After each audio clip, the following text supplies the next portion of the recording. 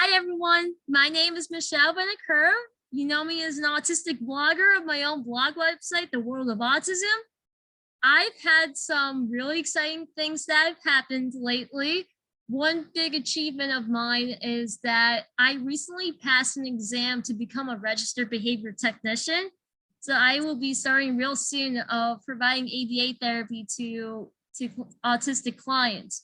So everybody has known me as a paraprofessional. I've worked for years with students with disabilities, and now I'm branching out myself with working in the ABA field. So I'm really excited about that coming up. But right now we have a really special guest that's on here, and his name is Michael. How you doing, Michael? Thanks, Michelle. Nice to meet you. I mean, not meet you. We've spoken before. Nice to be on. Sorry. No problem. No problem. Just a long holiday weekend. Oh, of course. Of course. Yeah. With the holiday weekends usually like messes things up with everything. Exactly. Yeah. So let's go right into it. I didn't want to tell too much about yourself because you are such a special person. I thought it'd be good to hear about with you from your perspective. Sure, Michelle. Thanks again for having me. As I said, my name is Michael Gilberg. I'm a special education attorney, also on the spectrum myself, and I represent children in special education proceedings. Again, when they're challenging the school district or the families are for services, placements, and they don't feel their child is getting the appropriate education to meet his or her individual needs. Wow. And what since that, I'm wondering what inspired you to go pursue to be a special education lawyer? Because I know when it comes to, I know with my own family, I have cousins, and even my own brother is pursuing to be a lawyer. So what inspired you to pursue of being a special education lawyer? Well, growing up, I didn't get the appropriate education that I should have gotten. As my mother always says, you know, they knew I was smart, I had the ability, but unfortunately, they didn't know what to do. And it was the early 80s. I'm 44. And when I was growing up, everybody thought of autism as the kid sitting in the corner banging his head against the wall, not people who were smart or verbal. And so there was a lack of understanding, and they diagnosed me hyperactive, all these other things that were not correct. And it wasn't until I got to college that I really got what I would call an appropriate education. And I had to fill in the gaps for myself in a way that the schools hadn't. And unfortunately, because of that, you know, not everybody has, not to sound arrogant, not everybody has my ability to do that. And so some people are not, most students are not going to catch up themselves. I filled the gaps on my own, but I just realized this was the best place for me, given my skill set. I could be a great advocate. I was not going to be somebody who probably worked directly with, you know, people on the spectrum. I mean, I do, but not with children. I wanted to help children like you do, but I wasn't going to be somebody who worked directly the way you do. It was a better fit for me to do this. My mother always said, even when I was little, she thought I'd be a lawyer. She might have been onto something. And so I realized I went to law school, not sure totally what I wanted to do, but then I realized this was the area of law. Oh, wow. And yeah, when it comes to like with the education system, it's changed like drastically from your time to now because of the fact there's so much more understanding about with autism and with other disabilities in general. And just with the, like, even from my own view, from what you're in your early 20s, correct? What? You're in your early 20s, correct? I am. Yes. Yeah, so you're about 20 years younger than me. So it was better when you went to school, but then I would say even the kids today are getting stuff that the people your age did not have access to. Oh, absolutely. Absolutely. Like, I'll give you an example when it comes to in the classroom, like I've worked with children on the spectrum who are using assistive technology to be able to communicate. That did not exist when I was learning to communicate. Like for me, I was learning to communicate through like PECs or. Right. You were still, I would assume, slightly in the before internet age. The technology wasn't there. Oh, no. I mean, I didn't use a computer until I was a teenager regularly. the computers they had when I was in school growing up were not those kind of computers. They were like the Apple IIc. We played Oregon Trail. It was very dated when you compare it to today. Fortunately, I never had communication deficits. As my mother would always say, I was pre-verbal. Right. And that's what the beauty about with autism, about how much of a spectrum it is, because everybody has different abilities and like strengths and challenges. And it's just like every time whenever I do these guest interviews, like everybody has such a has a unique story. Well, as my friend and the noted autistic Stephen Shore, I'm sure you've heard of him, says, you've Yes. met one person with autism, you've met one person with autism. You can't say everybody with autism is the same. And I think you and I were talking about this before, that the fact that, you know, everybody's experience is different. And what works for you might not work for me, and vice versa. And I think one big issue, and I think we were discussing this, is how ABA is so controversial. ABA is so controversial, and so many self-advocates are anti-ABA, and you've had a different experience with ABA. Yeah, it comes from the education, like how much research has changed about with ABA, and also people's experiences themselves. So there's always going to be some kind of debate about it. There will always be like that, because like it just depends on the experience, like the actual experiences people have, and the education about with ABA itself. Because for me as a college student, now I've learned a lot more, that I think that there's information that people did not know about. Right, and I will say this: I have, you know, I serve on the Council of Advisors for the Autism Society nationally. We were very pleased to give you a little plug, that you contributed to our recent ABA town hall. Yes, it was a wonderful town hall to be part of, and that was back in February. And I really enjoyed being on it and sharing my perspective and everything. I appreciated that. No, absolutely. Yeah. So I want to go back to like about with the education system, as a fact that like. And I apologize that I'm trying to multitask. It's always the life of an autistic. And yeah, no problem. No problem. That's, you know what, as I've said it, like these things, like it becomes natural, just like it does here. So I sometimes have to tell people I don't have an eye contact problem, because with the computer, I'm looking at two screens, so it looks like I'm not making eye contact, but I am. Yeah, no problem. No problem. So I want to transition back to where we were talking about with the education system, and especially with the law, like with special education laws, because as you mentioned earlier, how it's different in like with a college setting versus a K through 12 setting, which is true. And so I wanted to ask you, like, what are some special education laws that families should know about? Because the main law is the IDEA, the Individuals with Disabilities Education Act, and that covers most special ed law. And that's the law that every child, regardless of disability, is a free and appropriate public education to the maximum extent possible for his individual needs. And when it comes to that law, like, have you ever faced like with families that like that their school district is going against it? Wait, repeat the question. Sorry. The question is that based on like that law, you know, that law that you mentioned. The Individuals with Disabilities Education Act. Yes. That like when would it be necessary for families to reach out to a special education lawyer like yourself?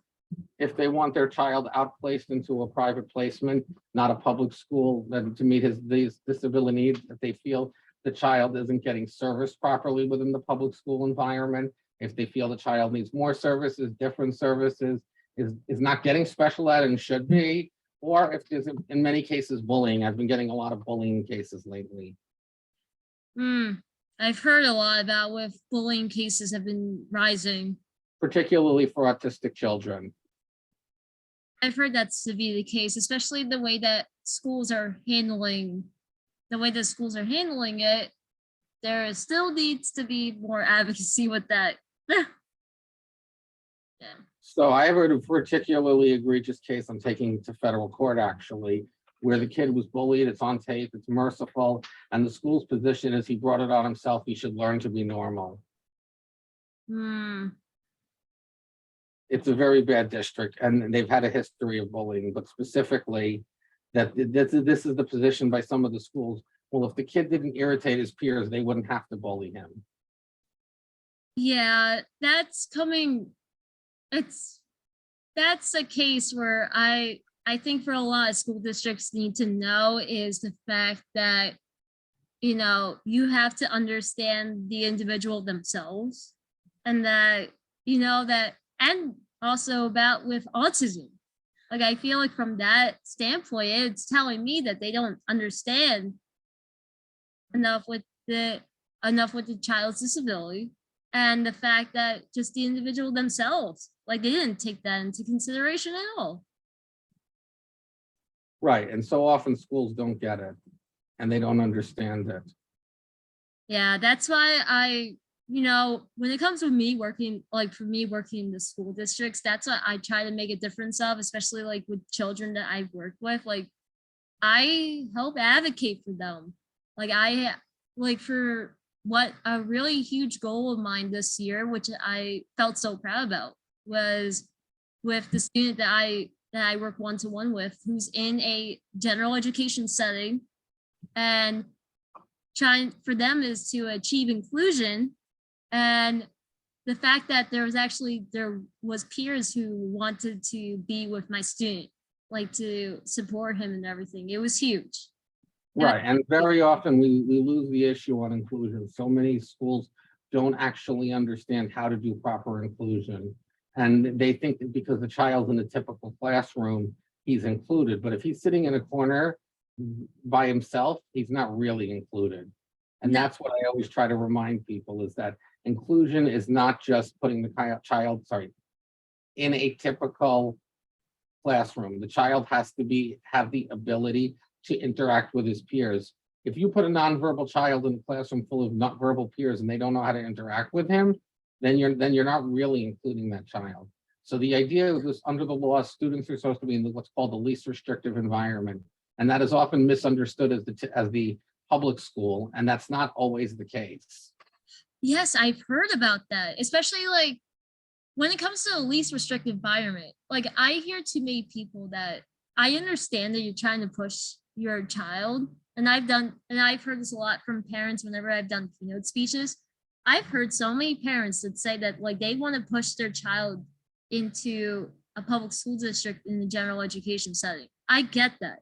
But they have to have the skills, like social skills, interaction with other people, you know? Right. Like, right. A kid who goes into the public school and starts hitting his peers and he can't interact with them because he's a little violent is not going to be in the least restrictive environment. No. So that's why, you know, you have to take into consideration about those kind of supports that are needed, you know. But they're at the same time of still trying to get into that least restrictive environment, but it's least restrictive for that individual student. And a common mistake is that the least restrictive environment is always the public school. Where I think this is most prone, it's not noticeable, it's not even in autism. The deaf students have their own culture, and there are a lot of deaf schools because they live in their own culture. And I think because of the deaf culture, it's an example for autism. Most autistic kids like us should have been in the public school, but autistic kids who are either going to be such behavioral issues or have such communication deficits, there's often a need to put them in schools where they can work on those things. Which I'll give a personal example for me. That's how I went through it. That was exactly how I went through it. I started out in a specialized school in New Jersey. It was for autistic students and with students with multiple disabilities because of the amount of support that I needed at the time. And then when I acquired enough skills and everything, that's when I transitioned into my public school district in my town, in my hometown at the time. So right.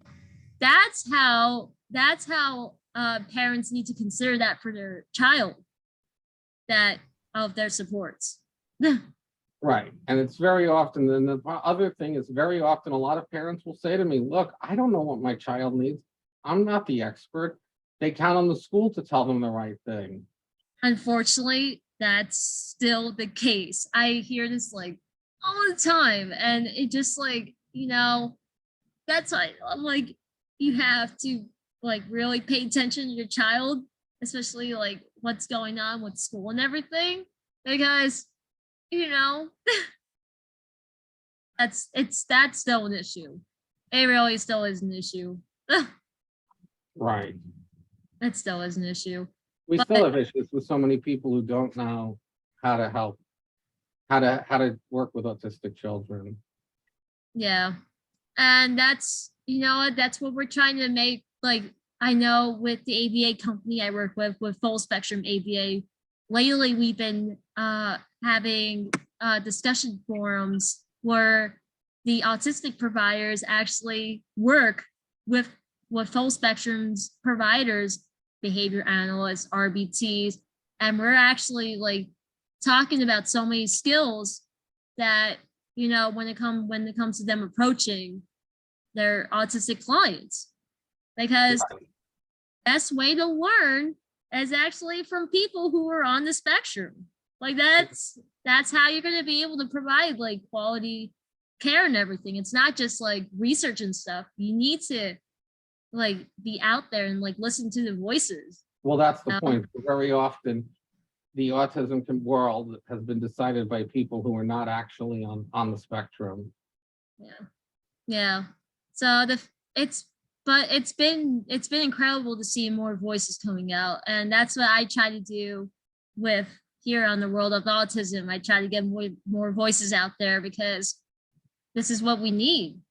Right. Well, and I think one of the other issues is very often people say to me, oh my God, it's so surprising you're a lawyer. And they don't know that there are many autistic lawyers out there. Yeah.